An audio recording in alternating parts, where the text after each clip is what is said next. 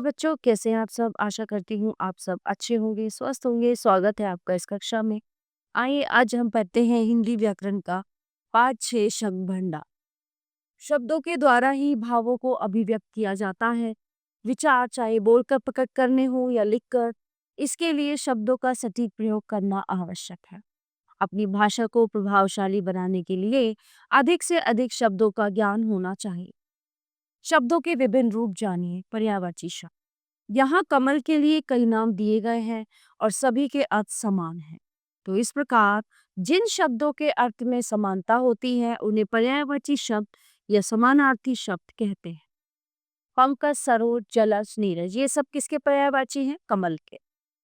पर्यायवाची शब्दों का अर्थ समान होते हुए भी उनके प्रयोग में अंतर आ सकता है। जैसे हम गर्मियों में पर्वतारोहण के लिए गए, ठीक है, वहां हम ऊंचे ऊंचे पहाड़ों पर घूमे, हमने गिरिराज हिमालय के दर्शन किए। दूर तक फैली हुई शैल श्रृंखलाएं बहुत सुंदर लग रही थी। इस अनुच्छेद में पर्वत, पहाड़, गिरी, शैल शब्द एक ही अर्थ में हैं, परंतु पर्वतारोहण की जगह पहाड़रोहण या शैलारोहण या गिरि आरोहण शब्द ठीक नहीं लगे। हाँ, गिरिराज की जगह पर्वतराज या शैलराज हो सकते। इसके अलावा यदि सब जगह पर्वत शब्द का प्रयोग होता है तो भी भाषा सुंदर नहीं लगती। स्पष्ट है कि पर्यायवाची शब्दों का प्रयोग भाषा को सुंदर और प्रभावपूर्ण बनाता है, परंतु इसके लिए शब्द का सटीक प्रयोग होना चाहिए। कुछ पर्यायवाची शब्द इस प्रकार है, तो चलिए देखते हैं। अग्नि, आग, दहन, वहनी, पावक, अमृत, पीयूष, सुधा, अमीय, सो। आंख, नेत्र, नयन, लोचन, चक्षु, आकाश, नभ, गगन, व्यो, अंबर। इच्छा, कामना, लालसा, अभिलाषा, चाह, उपवन, उद्यान, वाटिका, बाग, फुलवाड़ी। पहाड़, पर्वत, गिरी, शैल, अचल, कपड़ा, चीर, पट, वसन, वस्त्र। किनारा, कूल, तर्क, कगा, तीर। तलवार, असी, खड़क, कृपाण, करवाल, दिन, दिवस, वार, वासर, अंक। धन, अर्थ, वित्त, द्रिवण, संपत्ति। पुष्प, कुसुम, सुमन, फूल, प्रसून। पक्षी, अंडस, द्वीप, खेजर, बिहा, खग। मनुष्य, मानव, मनुष्य, नर, पुरुष, मर्त्य। वायु, हवा, पवन, समीर, अनिल। समुद्र, उदधि, जलधि, सागर, सिंधु। स्त्री, नारी, महिला, कांता, रमणी। ब्रह्मा, विधि, चतुरानंद, प्रजापति, विधाता। ठीक है, अब आते हैं विलोप शब्द, एंटोनियम्स। मुझे पुराने नहीं नए डिजाइन का कोट लेना है। यहाँ पुराने और नए शब्द एक दूसरे का उल्टा अर्थ दे रहे, इन्हें विलोम शब्द या विपरीतार्थक शब्द कहते हैं। कुछ विलोम शब्द इस प्रकार हैं। परस्पर उल्टे अर्थ देने वाले शब्द विलोम या विपरीतार्थक शब्द कहलाते हैं। शब्द विलोम: अनुकूल, प्रतिकूल, अपना, पराया, अनुराग, विराग, अनंत, सीमित, अल्प, अधिक, प्रातः, साय, अपमान, सम्मान। आय, व्यय, ऋण, ऋणी, उत्कर्ष, अपकर्ष। चर, अचर, चेतन, जड़, चल, अचल।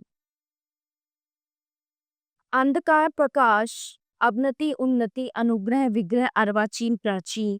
आर्य, अनार्य, आजाद, गुलाम, आकाश, पाताल। ठीक है, उत्तर, प्रश्न, उपस्थित, अनुपस्थित, उचित, अनुचित, कड़वा, उत्तीर्ण, अनुत्तीर्ण, कृतज्ञ, कृतज्ञ, कीर्ति, अपकीर्ति, ज्येष्ठ, कनिष्ठ, जटिल, सरल, डरपोक, निडर, दायां, बायां, धर्म, अधर्म, निर्गुण, सगुण। अनेकार्थी शब्द: मोहन, दिल्ली जाने से पूर्व पूर्व की ओर मुख करके सूर्य को प्रणाम करो। यहाँ पूर्व शब्द 2 बार आया है, परंतु पहले पूर्व का अर्थ पहले तथा दूसरे पूर्व का अर्थ पूर्व दिशा है। इस प्रकार कुछ शब्द कई अर्थों में प्रयोग किए जा सकते, इन्हें अनेकार्थी शब्द कहते। कुछ अनेकार्थी शब्द इस प्रकार हैं। अंक, गोद, नाटक के अंक, संख्या के अंक। अवस्था, आयु, दशा। अर्क, सूर्य, आग का पौधा। अंबर, आकाश, वस्त्र। ईश्वर, परमात्मा, धनी, स्वामी। मान, आदर, अभिमान, तोल, नाप। उत्तर, दिशा, सही, जवाब। उत्तर दिशा होती है या जवाब। अर्थ, धन, हेतु, अभिप्राय, गुरु, भारी, बड़ा, शिक्षक। काम, कार्य, कामदेव, मतलब। दल, पत्ते, पक्ष, सेना। नाग, सर्प, हाथी। पद, पैर, स्थान, ओहदा। चंद्र, सूर्य, ग्रहण, पकड़ लेना, पकड़ना, लेना। पृष्ठ पीठ पुस्तक का एक पेज। भाग हिस्सा भागने की प्रक्रिया। रक्त खून लाल लोक मनुष्य समूह जगत वस वास वस्त्र गृह सुगंध सारक कमल मृग बादल सा मूक। अनेक शब्दों के लिए एक शब्द। अजय रोगियों का इलाज करता है, तो अजय कौन है? डॉक्टर है। यहाँ एक ही बात दो तरीके से कही गई है।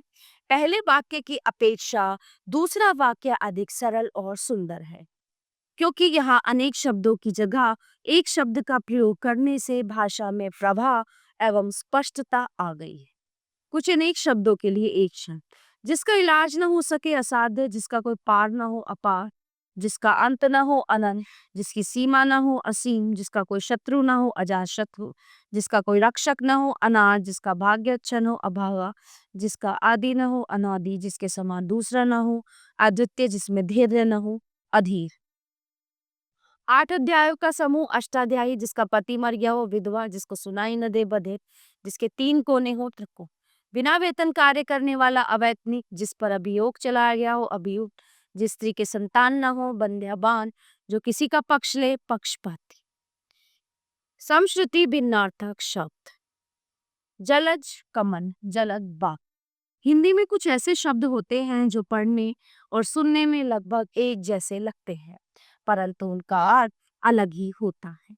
ऐसे शब्दों को समश्रुति भिन्नार्थक शब्द कहते हैं। ऊपर दिए गए चित्रों के नीचे लिखे शब्द जलज का अर्थ कमल तथा जलज का अर्थ बादल है। कुछ ऐसे शब्द युग्म नीचे दिए गए हैं, इनकी अर्थ भिन्नता को समझने का प्रयत्न करें। अंश भाग हिस्सा हिस्सा अंश कंधा अंक गोद अंक शरीर का भाव आकार खजाना आकार शक्ल या रूप आदि वगैरह प्रारंभ आदि किसी वस्तु के आदि हो जा। मतलब अन्न अनाज अन्य दूसरा आदि मानसिक पीड़ा आदि एक भाव अवलंब सहारा अविलंब तुरंत शीघ्र कपट छन कपाल किवाड़ शाम संध्या शाम काला अपेक्षा तुलना में उपेक्षा लापरवाही बदन शरीर वदन मुख मध्य शराब मद घमट बाण आदत बाण तीर मल मैल मल पहलवान मूल जड़ मूल्य कीमत निधन मृत्यु निर्धन गरीब। समभिन्नार्थक शब्द। वे शब्द युग्म अर्थ में समानता रखते हैं। ये शब्द युग्म अर्थ में समानता रखते हैं परंतु उनका अर्थ सूक्ष्म रूप में भिन्न होता है। छात्रों को इनका अंतर अवश्य समझ लेना चाहिए। कुछ समभिन्नार्थक शब्द यहाँ दिए जा रहे हैं। पुत्र अपना बेटा बालक छोटा बालक स्त्री सामान्य औरत पत्नी अपनी विवाहिता स्त्री स्नेह छोटों के प्रति प्रेम स्नेह प्रेम सामान्य रूप से किया गया प्यार और रति पति पत्नी भाव से किया गया प्यार। अबला सामान्य स्त्री जाति निर्बला कमजोर स्त्री। ईर्ष्या किसी की उन्नति से जलना स्पर्धा किसी को देखकर स्वयं उन्नति के लिए होड़ करना। कृपा सामान्य रूप से की जाने वाली मेहरबानी दया किसी दीन पर किया जाने वाला तरस।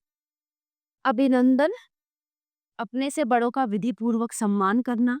स्वागत किसी मान्य या प्रिय के आने पर आदरपूर्ण किया जाने वाला अभिनंदन।